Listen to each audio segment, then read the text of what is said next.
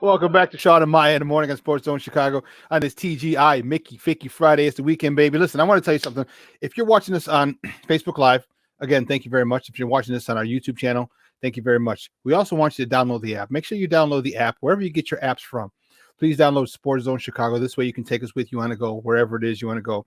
You can catch one of our 5 live shows. We have actually 5 different shows.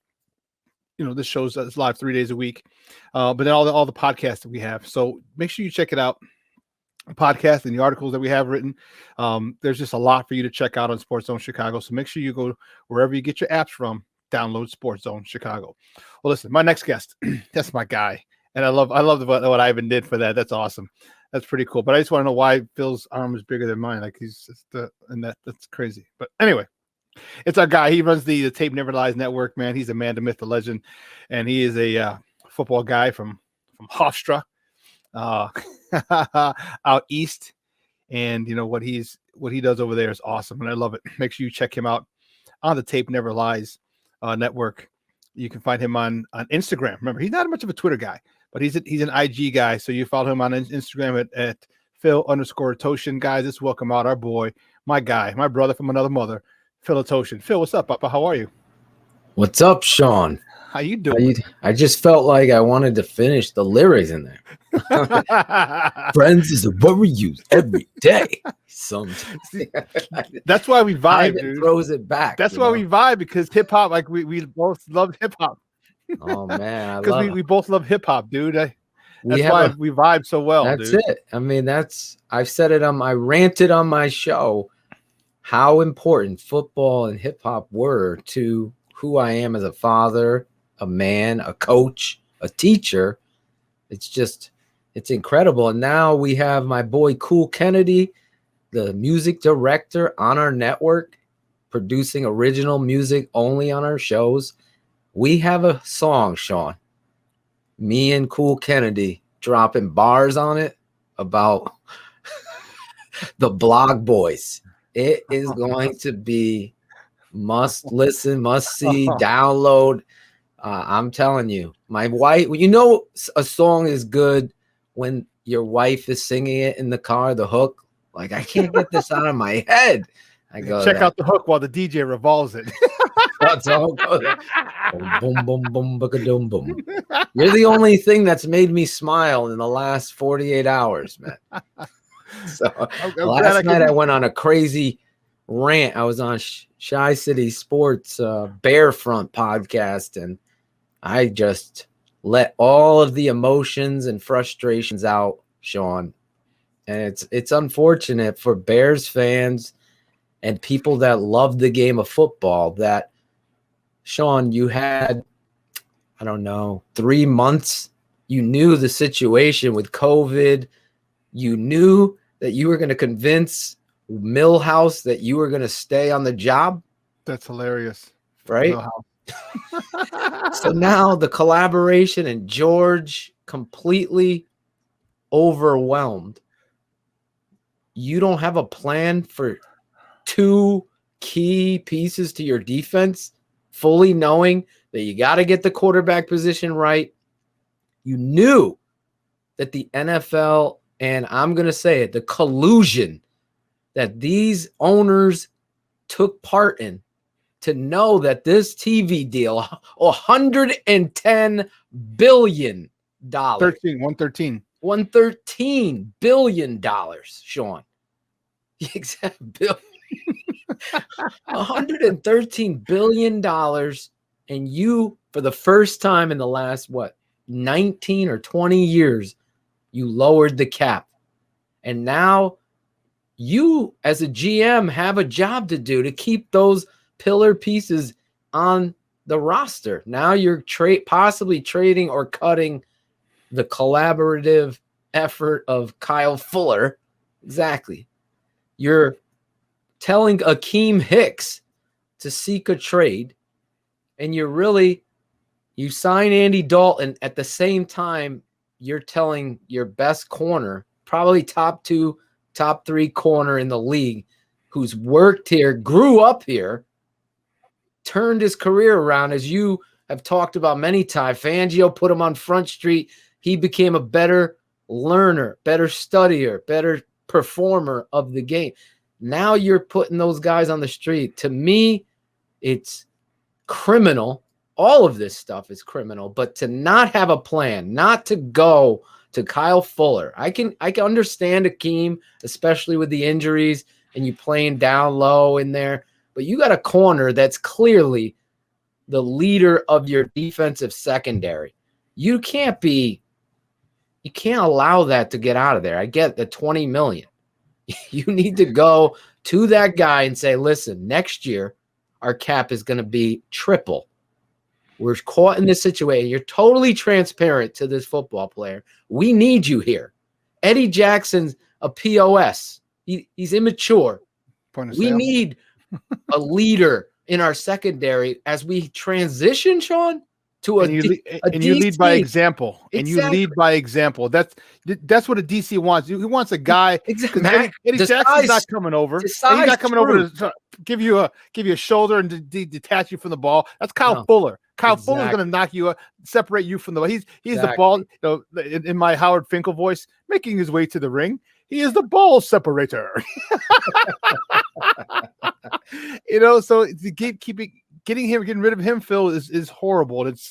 It's really scaring me about this team, and I'm really, really scared that I'm going to have to go back to a side team, which is the San Francisco 49ers, because I was a big Niner fan back in the 80s with Craig and Montana and Rice and even Dwight Clark and Jonathan Taylor and dude, I'm telling you, I was a huge Niner fan. I was a big Roger Craig fan. One of the reasons I wore 33 in my career, so I might have to go and step out on the Bears a little this season or the next season. That's with the Niners. I'm telling fans, don't buy tickets. I know our guy, Mike Halitek, you don't want to hear that. But the reality is don't buy tickets because that's the only – don't go to the game. If your cousin or Sammy the Bull gives you tickets, then yeah, go to the game. Enjoy it. I'm not saying that. I'm saying don't show them the money, as the great Tom Cruise said and Jerry Maguire. Mm-hmm. Don't show them. Show them an empty stadium, that it's not going to be tolerated. The plan, and it starts with Ted, the collaboration. I'm livid. I've never been so disappointed as a fan because there wasn't a plan. There wasn't a plan. There was no understanding of this cap and how they're going to do it. Now, listen, the cards are on the table. Russell Wilson, as Shane and I've said last night, that is not off the table. No. Yeah. No. I talked about it today, Phil. Oh, did you? Okay. Yeah. So I've been homeschooling, Shawn. That's what I've been doing all morning. The Seahawks, they would eat $39 million if they released him before June 1st. So that was never, just from a business sense. Yeah, you can be a meathead Bear fan, but let me tell you, and this is from today. It was yesterday's paper. Patrick Finley on the Bears beat on the Chicago Sun-Times. You could be the biggest meathead Bear fan you want and say, Russell Wilson. They're not going to have a $39 million cap hit for a guy who's not there. Period. Right. Okay, you're mad. You don't want to pay an extra $100 for premium service. You don't want to get mushrooms on your pizza because it's an extra $7. Okay, says you're bitching. You think a team must pay are expensive, Shawn? $39 million for a guy who's not even there? No, they're going to wait till June 1st. So that is still not off the table. So that's why I haven't really gone and blown up. I'm mad. I'm really pissed. But if they go and still get Russell Wilson after June 1st, yeah, it would appease some of my anger and my vitriol toward the organization. Just who else you're going to get? Who else you're going to get rid of? And that's the only question, because you got rid of Fuller. You told Akeem Hicks to go. Who else are you going to get rid of? Who are we going to have at cornerback? Who's the other cornerback? You got rid of Buster Screen. So who else do we have at cornerback? I don't know. They got this kid, Trey Roberson, who was in the Canadian Football League. He was one of the best cornerbacks coming out. I love this kid, and I was so excited, and then he got hurt. Last year. So he's still on the roster, and let me say this. They can put a post-June 1st designation. I think this plan that they have, obviously, their whole direction went to Russell Wilson. Seattle and Coach Pete Carroll slept on it, and he said, no, we're not going to do it now. The offer on the table, I mean, you saw it. 3 first-round picks. We said it. 3 first-round picks we're okay with. 2 starters. Who they were, people are speculating. There was a pool they gave them, a pool of players they could choose from. In that pool was Mack Johnson, Hicks, and Fuller. That's in that pool. They couldn't trade Mack. So whoever said that, he can't, only because they just pushed his money forward. It would be impossible based on their cap to trade him. But the other guys, I'm sure Roquan Smith was in it. But again, like I said, you move mountains like Usher to fucking get the quarterback situation right, because it's the one thing that you haven't gotten right. The thing that they said was, I think in particular, was that they offered them a pack. Like they offered them, here's a player pool. Go ahead and take your pick. And I think that those are the 2 names that were just the most talked about. So there you go, my boy Ivan popping in. I love it. And he, the situation with Kyle Fuller, Shane just told me prior to coming on the show that he hasn't been cut yet, that they possibly will be trading him. So they're trying. Yeah. They're trying. So, I mean, I know the $20 million, that is like a quarterback, and you got to do something. If you're going to that football player, though, think about it as a GM. I can already see you. It would never be like this with me and you. That's why I know how frustrated I am, because I think these guys, these corporate, Ryan Pace is so corporate. He's not connecting with his football blood. You go to that kind of player that's done everything for you, and you're transparent. This is our plan. You've been here forever. You are the type of guy that studies the film, that can play corner, and then as you get to your age, we want to keep you here. You move back to safety because you have that talent to be here for the long haul. But we need a quarterback. So you're totally transparent with this guy that's never caused any problems. He's an all-pro football player. He grew up in the organization. You have to be class. Instead, I'm listening to Dante Jones on our show talk about what Wanstead and this company did to him back in the 90s, right? Then I'm hearing from my buddy Tim Jennings how they fucking did him in the 2000s with Phil Emery and company. Then I'm hearing how all these players are being told one thing and then another. There's no transparency. There's none of that there. So you don't understand how to talk to the players. You're hyping up this culture that's fighting on the football field. You're trying to get the quarterback fixed. And back to the original point, though, when Ivan came in, I know Pete Carroll likes Andy Dalton. So there's a piece of the puzzle. If a coach feels comfortable with that, then as we get closer to the draft, a lot of these shoe salesmen haven't done all their homework on these quarterback prospects. So say the Seattle Seahawks really love Trey Lance. I'm just throwing his name out there. All right. They don't have a first-round pick. The Bears do. Trey Lance drops to 12. Bears are like, you love Trey Lance. We're going to trade up. We're going to secure your guy. We're going to give you him and Andy Dalton, the 2 for now. Things change. So that you hope there's hope that these guys can honestly negotiate like a football run organization and not a corporate one. That's the only way you can hope. It has to go through that kind of secure. You saw it. I'm sorry, Shawn. You saw it with Eli Manning and Phillip Rivers. They had a deal. You get this guy, we get that guy, then we got a deal. These things happen all the time. There has to be a plan. They were in Fargo. They gave that initial offer. Obviously, they went there for a reason to try to get this deal worked out. Now it's Andy Dalton here. So you saw the reporters even ask him, are you worried that they're going to draft a football player? I'm the starter. That's his stance right now, but that could change in my opinion. And I hope it does. And I hope Ryan Pace is as sneaky and snaky as he has been in the past, and that is a plan that he has. Because if he does, then I'll take back some of the vitriol I have toward him because that's a plan. That is an elaborate plan that can't happen until draft day.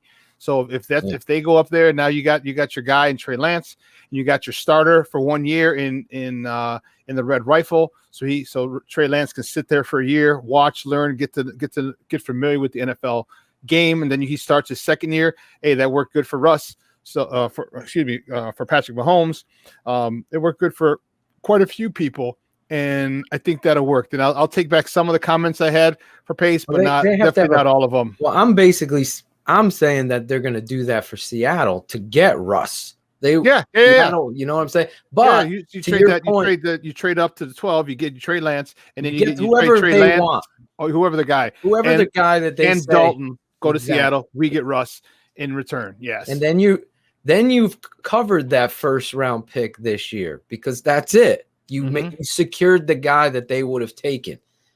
That's how this game is played when you're doing it right. The other thing is you don't know if they like any of these quarterbacks. Again, it's early on in this, and it's a different environment because there's no combine. There's obvious travel restrictions and COVID stuff, so they don't get to sit across the table from everyone. I'm sure they sneak some things, but you hear about what happened with Mahomes and obviously Trubisky at the steakhouse, McMahon, all that bullshit. They had those sit-down meetings that were the difference in why they pick and choose these players. So it's imperative that Seattle, if that's the avenue the Bears and the Seahawks have agreed upon, then this goes down like that. But hey, Phil, so give me your thoughts then. Allen Robinson signs the franchise, or has agreed to sign the franchise tag, and I guess he must be happy with the Andy Dalton signing, because I think he would have held out until, because he legally and collectively bargained, he can sit out until, was it game 10, I believe, and then he can come back and play and not lose, because if he sits out the whole season, they can retag him again. So but he said he was going to sign it. So give me your thoughts on that, because is he thinking Andy Dalton's going to be the guy throwing the ball? Because let's be real, Andy Dalton's he's not bad. Andy Dalton's a good quarterback. He's not great. I'm not putting him in Canton, but I'm saying you look at what he did in his time in Cincinnati with AJ Green,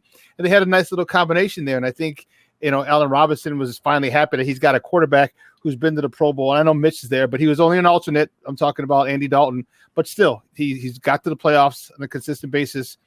Give me your thoughts on Allen Robinson, agreeing to sign the franchise tag. Well, I think there's two things here. Well, three, since you put Andy Dalton in this milkshake, if you will.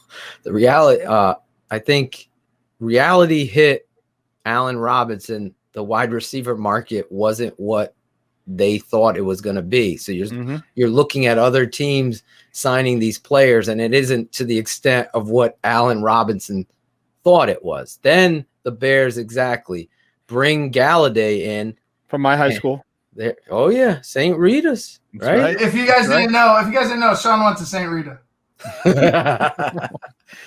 And they start tonight. High school football starts tonight in Illinois. Really? Yeah, because it starts in the spring this year. For this year, Illinois was a team. There's no state adjacent to Chicago that's playing in the spring. They all fall, but Illinois is, and so tonight's game 1 against the number 1 team in the area. We're number 6, 5 in the area. Check it out. You're gonna go out and check it out. Mm-hmm. Nice. Yeah. You have to film some of it. Get some highlights of it and put it on your show. I mean, I'm just directing. I'm sorry.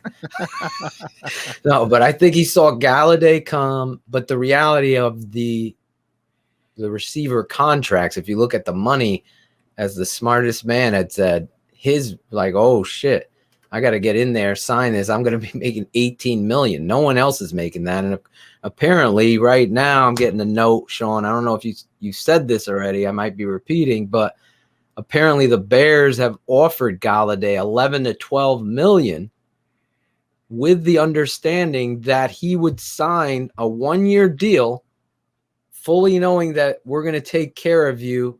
What I was talking about, transparency, I'm getting a note here. Next year, when the cap is raised, tripled of what it is, we're going to take care of you then. But to align you with Allen Robinson, Dalton, and Mooney, now all of a sudden you really have a dynamic wide receiver group that you could build on. So essentially they would be renting Allen Robinson for a year unless they can come up with a long-term deal, which 9 times out of 10, Allen will understand and get it. And then you get Galladay here. So now you got 3 legitimate wide receivers, in my opinion, and you're going to trade Anthony Miller. You heard that smoke a little bit. Yeah, you hope that. So if they were able to get Galladay, retain Allen Robinson, and pair that with Mooney, you got Cole Kmet. I don't know what they're going to do with Jimmy Graham, but I think they're holding on to him with the hopes that he's friends with Russell Wilson, that trade could possibly happen. But if you're structuring this receiver core like that, that's why I think Allen went in and got it. I think you're right. I'll say this. I've cut almost 45 plays of Andy Dalton just from last season. Barlissimo, who's on the board right there. He's cutting from the 2017-18 of Laser and Dalton together with the Bengals. And then tomorrow, my father and myself are going to be breaking down Andy Dalton on our TTNL All Access, the Patreon channel, to show you. And then I'm going to release on Patreon only, Shawn, Draft Dr. Phil's Tape Never Lies, which will be about 45 minutes of what that I do with the Chicago Bears tape, just Andy Dalton, just looking at him, all his skills. And real quick, no spoiler alert, what you said is exactly right. Andy Dalton is more athletic. He's accurate. He understands the RPO game. A lot of the things that we have seen Mitch struggle with, Andy clearly has experience and pre-snap education, football education. It's very evident that he understands where he's going to go. Again, with Dallas, you see a lot of trading or shifting, as some people will call it. And he identifies the coverage, recognizes leverage, gets the ball out. It's going to be really good stuff. If you like X's and O's, if you like film analysis, you should sign up www.thetapeneverlies.com, because we're going to be having all of that. And right there you go. Me and my dad, my pops right there, breaking down Andy Dalton. Look at it's all there. This guy, Ivan, I tell you, I love this guy. He's on the ball. That's exactly. So check that out or sign up. That'll be a patrons only. I know you're in there. So we had you on breaking down these running backs. And I think Andy Dalton helps David Montgomery, because a lot of the things that I saw read-wise in the RPO game, Shawn, where Mitch struggled, Andy really identifies the box very well. He understands that. So not only the quarterback game, especially in Matt Nagy's offense, is so all over the place. You got to be a good ball handler. You got to be a good action and mesh guy. You got to be able to get the ball out quick on these bubble screens. And here's a question then with this, and we got to let you go because I got Jason coming up, because we got to talk NCAA. Our little Nine-Eyes coming up today at right at the end of the show, actually at noon. So now that Laser's got his guy, guy that he's had some success with, is Laser going to be calling the plays? Or is Nagy going to have his dirty, grubby little fingers in there? That is going to be the question. Your thoughts? I think Andy Dalton has a relationship and a trust level with. That's why he's coming here with familiarity. It was told to me that there was 3 other teams that were trying to sign Andy Dalton, and he chose to come here because of his relationship and trust with Bill Lazor. So.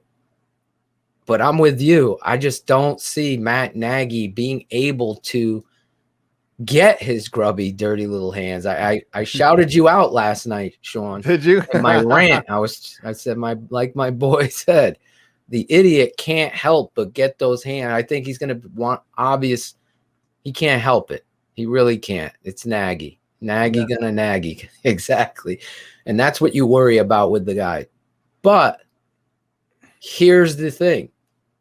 Andy Dalton is an experienced starter.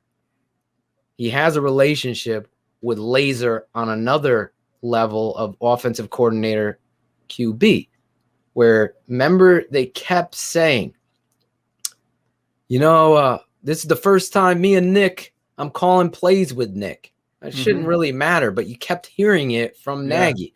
So with this case, this guy's a professional. You're not putting him in Canton, like you said, but he's a solid starter that is going to understand coverages. Does he have his hiccups? Absolutely. I'm going to show you a lot of those, as well as a lot of positives that people are writing narratives or overwriting narratives about the guy that really aren't fair. And I really wanted to say this, yes, Nagy's going to have his hands on it. There's no way around it. We're all going to see it. We're going to know. It's when you don't use David Montgomery as your, identity, we know. I think Bill Lazor even understands that David Montgomery is your best offensive weapon. Matt Nagy has not figured it out. Everyone and their brother knows that. But I want to say this, Bears fans, don't take your ire out on Andy Dalton. Here's a guy coming in here, stepping up in the pocket and trying to do what's best for him. As Shawn would say, I'm not going to hate on another man trying to make and earn $1 and pay for his family. So take your ire out on Pace, Nagy, Ted, and especially George. Because as I went to bed last night, Shawn, real quick, I am so disappointed in George McCaskey, because here you are, the grandson of the guy who created the NFL, who had the dream, and you are so oblivious to football that you have to hire all these outside firms, all these other people to do what it should have been done in your blood, knowing people around the league, trusting your gut, understanding the game of football, the business that your family owns. You've had Ted Phillips around you for 23 years. And I can go down the list of stats of quarterbacks, playoff losses, last place finishes, and disappointment, all under that guy. So George is the biggest problem, just like Michael before him. And it's the reality of us Bears fans to stick together, not let Shawn do something I can't even do. I'm addicted to the Bear. I never could cheer for another team. I can't let you do that. So we just have to stick together and not buy the tickets. Don't buy their swag. Don't get exactly. Well, here's the thing. I cheered for the Niners because, again, I was a big fan of Roger Craig, big fan of Joe Montana, and then later Steve Young, big fan of Eddie DeBartolo Jr. We were talking to Kenneth Davis, big fan of Eddie DeBartolo Jr. And so it's not. Hey, you brought him up, Eddie DeBartolo, Jerry Jones, right? Do you think these guys would have allowed Nagy and Pace? No. To stay? No. Exactly, because football. You can't even get that question out. Like, no. Exactly. No. Football would be first. Like, wait a second. We missed on 2 generational quarterbacks, and you were the guy picking them. And you paid Mike Glennon $48 million, and you paid Nick Foles and traded him, and you did this. Come on.